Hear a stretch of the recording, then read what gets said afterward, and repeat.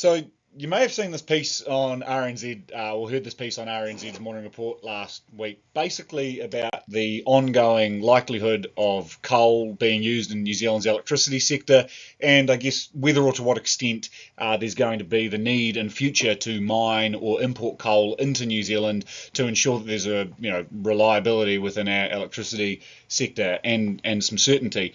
And one of the first things that was touched on in this piece by RNZ's climate change reporter Eloise Gibson at the start of this 3 or 4 minute piece of coverage was the fact that in 6 months' time, in the United Kingdom, the very last coal-fired power plant will actually close by comparison with New Zealand, where there's a future where, even if it's small, there's likely to be potentially a future for coal in electricity generation. Now, I think it's important if comparisons are going to be made between two countries, particularly the likes of New Zealand and the United Kingdom, that those comparisons are followed to their logical conclusion. And I think you need to acknowledge that the British have got a lot of other options to draw on that we don't have.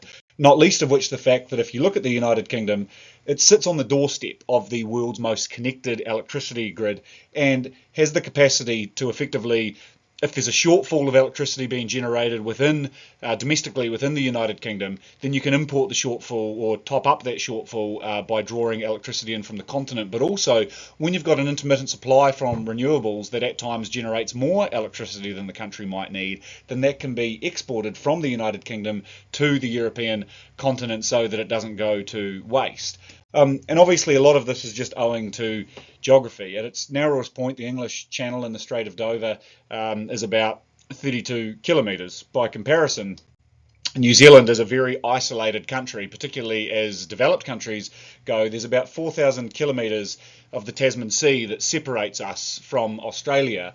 And of course, we have other neighbours out in the Pacific, but they're even further away. And the likelihood that they are going to be generating so much electricity and then also having the capacity to export that to New Zealand via high voltage cables is not a high likelihood in the near term. I mean, look at how much hassle we have just getting electricity from the South Island to the North Island. And you can sort of see this story of imports, that green line there, basically on that graph showing that New Zealand's net electricity imports are flat or zero, obviously. But in Britain, there's been a reliance of sorts on electricity imports for the past 30 years, but particularly since about 2010, where you can see those imports have been creeping up and up and up. And there was 1 year out of the past 30 in 2022 when Britain was a net importer of electricity, but for all of exporter. For all of those other years, Britain has had to basically import electricity because it hasn't been able to generate as much as what it has needed. Now, to put those 20,000 terawatt hours showing on that graph in context, New Zealand generates just a bit over 40 terawatt hours in a given year. So Britain's importing about half as much electricity as New Zealand even generates. That's a fairly substantial chunk. But if you look at the sort of evolution of the United Kingdom's electricity generation over the past 30 or so years, you can see that back in 1990, coal was basically king, generating more than 60% of the country's electricity needs. And it started coming down from the 1990s onwards, was sort of flat through the 2000s into the early 2010s. The last time it was the largest source of electricity was in the early 2010s, and then it's been plummeting since then. And what's brought that on or made that possible has been that since the 1990s, natural gas, which that purple line there, it's still a fossil fuel, so it's still an exhaustible finite resource. It still puts greenhouse gases into the atmosphere, not to the same extent as coal. It is less emissions intensive, if you like. But nonetheless, today, gas is the largest source of electricity generation in the United Kingdom. Some other factors in there that are worth drawing attention to, that sort of teal line there, that is nuclear power, so it has diminished to an extent within the United Kingdom, but it's still the third largest source of electricity generation in the country, which is pretty high. One thing that is notable in the UK is that wind, since about 2010 onwards, has been going up quite steadily and now constitutes about a quarter of the country's electricity supply. But I think just sort of going back to those imports there for a second is the fact that when you've got the ability to export any electricity that you don't need, you can basically generate more than you need and then export any surplus that's not needed at any given time to the continent. Whereas if New Zealand had exposure of about 25%, so 1 in every sort of 4 units of electricity we're generating coming from such a volatile source like wind, we wouldn't be able to, for one, if the wind wasn't blowing, we'd really be in for it. But two, if we had more than we needed at a given time, there'd be nowhere for it to go. And yes, to a lesser extent, you can see there bioenergy or just imported wood fuels, they are a factor. Bit of coal, bit of hydro, bit of solar, but small fry compared to the other stuff. The other thing that you sort of see when you look at the UK is that since about the mid 2000s, they've actually been generating less electricity up till the current time, and there's reasons that they have possibly been able to do that. One, like I said, they've been increasingly importing electricity since about 2010 onwards. Two, they've had fairly flat population growth over the past 30 years. Their population's gone up about 16-17% since 1990, whereas New Zealand's gone up by about 50%, so it's quite a substantial jump by comparison, and possibly energy efficiency or some industry leaving the country, whereas by comparison, New Zealand's had to go from about 30 terawatt hours or 30,000 gigawatt hours in the late 1980s up to about 43, I think, maybe sort of mid 40s in terms of terawatt hours in the current time. So that's almost a 50% increase. So yep, in line with population growth and in line with other increased demand for electricity as well.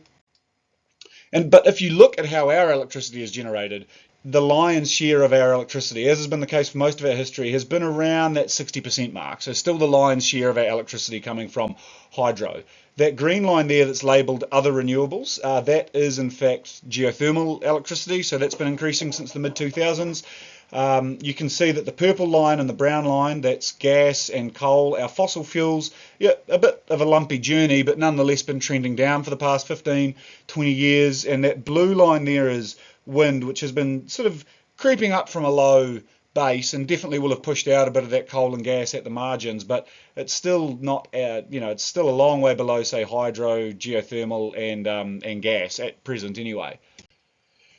And what you can see is that if you sort of look at the overall share of electricity from low carbon sources, you can see that since the late 80s, early 90s, New Zealand was about that 80% mark, dipped down a bit to the 70% mark in the mid 2000s, and then we had that uptick of wind and geothermal. And also, decent output from hydro over the last few years as well. And so that's meant that we're sort of above that 80% mark.